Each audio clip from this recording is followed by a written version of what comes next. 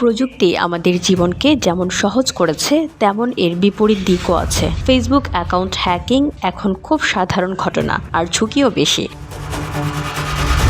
Facebook account hack হলে করণীয় কি অথবা কিভাবে আপনার ফেসবুক অ্যাকাউন্ট সুরক্ষিত রাখবেন। ফেসবুক অ্যাকাউন্ট হ্যাক হয়েছে জানতে পারার পর আপনি facebook.com/hacked লিঙ্কটি ভিজিট করুন এবং আপনার প্রয়োজনীয় তথ্য দিয়ে ফেসবুককে হ্যাকিংয়ের বিষয়টি জানান। 3 থেকে 7 দিনের মধ্যেই ফেসবুক আপনার সঙ্গে ইমেইলের প্রয়োজনীয় তথ্য চাইবে এবং সব কিছু ঠিক থাকলে আপনি আপনার অ্যাকাউন্টটি ফিরে পাবেন। হ্যাকিং প্রতিরোধে কতদিন পর পর পাসওয়ার্ড পরিবর্তন করা উচিত ভেবে দেখুন।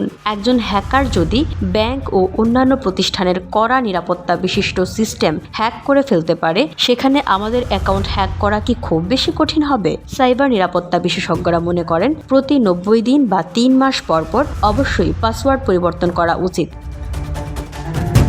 মোবাইলের পাশাপাশি অনলাইনের সব অ্যাকাউন্টের পাসওয়ার্ডও যত বেশি পরিবর্তন করবেন তত নিরাপদ থাকবেন। কিছুদিন পর পর পাসওয়ার্ড পরিবর্তন করলে কেউ আপনার পাসওয়ার্ড অনুমান করতে পারবে না। দীর্ঘদিন একই পাসওয়ার্ড রাখলে তা হ্যাক হওয়ার ঝুঁকি অনেক বেড়ে যায়। প্রতিবার পাসওয়ার্ড পরিবর্তনের সময় অবশ্য এটা মনে রাখতে হবে পাসওয়ার্ড যেন শক্তিশালী হয়। পাসওয়ার্ড দেওয়ার সময় নিজের জন্ম তারিখ, নাম, রোল নম্বর, বিশেষ তারিখ, মোবাইল নম্বর ব্যবহার করা থেকে বিরত থাকুন যদি এমন কিছু আপনার পাসওয়ার্ড হয়ে থাকে। 2 ফ্যাক্টর অথেন্টিকেশন কি ও কেন জরুরি? Facebook, mail, bank, e-commerce site সহ নানা ধরনের অ্যাকাউন্ট ব্যবহার এখন আমাদের নিত্যদিনের কাজেরই অংশ এবং আমরা অনলাইনের উপর অনেকটাই নির্ভরশীল হয়ে পড়েছি। ব্যবহার বৃদ্ধির সঙ্গে সঙ্গে অনলাইন নিরাপত্তাও হয়ে উঠছে গুরুত্বপূর্ণ বিষয়। সামাজিক যোগাযোগ মাধ্যম বা অনলাইন অ্যাকাউন্টগুলোকে নিরাপদ রাখতে শুধুমাত্র পাসওয়ার্ডের উপর নির্ভরশীলতা এখন পুরোপুরি নিরাপত্তা নিশ্চিত করতে পারে না। থেকে যায় হ্যাক হয়ে যাওয়ার ঝুঁকি। অনলাইনের এসব অ্যাকাউন্ট নিরাপদ রাখার জন্য প্রয়োজন 2 ফ্যাক্টর অথেন্টিকেশন বা সংক্ষেপে 2FA সিস্টেম। আপনার অনলাইন অ্যাকাউন্টে 2FA চালু থাকলে শুধুমাত্র পাসওয়ার্ড দিয়ে সেখানে লগ ইন করা সম্ভব হবে না। এর সঙ্গে প্রয়োজন হবে 2FA কোডের, অর্থাৎ কেউ যদি কোনোভাবে আপনার অ্যাকাউন্টের ইউজার আইডি ও পাসওয়ার্ড জেনে যায় তারপরও তিনি আপনার ওই অ্যাকাউন্টে লগ ইন করতে পারবেন না। লগ ইন করার চেষ্টা করলে আপনার মোবাইল ফোন বা ইমেইলে আসা 2FA কোডটিও তাকে জানতে হবে, ফলে আপনার অ্যাকাউন্ট থাকবে আরও সুরক্ষিত। চলুন একটু বিস্তারিত জেনে নেই 2FA সম্পর্কে। স্বাভাবিক নিয়মে ফেসবুক, ইমেইল বা অনলাইনে কোনো অ্যাকাউন্টে লগ ইন করতে শুধুমাত্র ইউজার নেম ও পাসওয়ার্ড প্রয়োজন। কিন্তু পাসওয়ার্ড দিয়ে লগ ইন করার পর যদি দ্বিতীয় স্তরে নিরাপত্তা যাচাই করে তাহলে তাকে বলা হয় 2FA। অনলাইনে নিরাপত্তা বাড়াতে 2FA বা মাল্টিফ্যাক্টর অথেন্টিকেশন ব্যবহার করা হচ্ছে। এখন বেশিরভাগ অনলাইন প্ল্যাটফর্মেই এই বাড়তি নিরাপত্তা নিশ্চিত করার সুযোগ রয়েছে।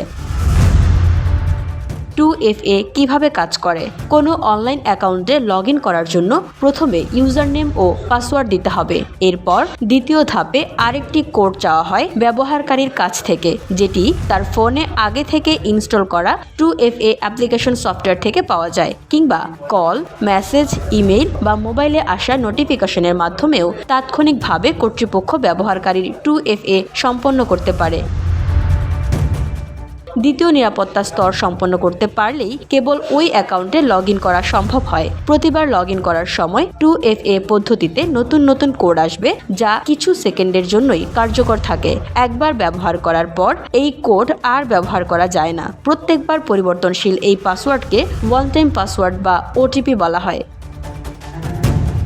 2FA ব্যবহার করার জন্য অবশ্যই আপনাকে অনলাইন অ্যাকাউন্টগুলোর সেটিংস থেকে এই অপশনটি চালু করে নিতে হবে। এই অ্যাপ্লিকেশনগুলো ব্যবহারের পাশাপাশি মোবাইল ফোন নম্বর বা ইমেল ঠিকানা যুক্ত করবেন আপনার অ্যাকাউন্টগুলোতে। কোনো কারণে এসব অ্যাপ্লিকেশন ব্যবহার করতে সমস্যা দেখা দিলে মোবাইল ফোন বা ইমেইলের মাধ্যমে OTP পাবেন এবং অ্যাকাউন্টে লগ ইন করতে পারবেন। VOD Bangla news desk.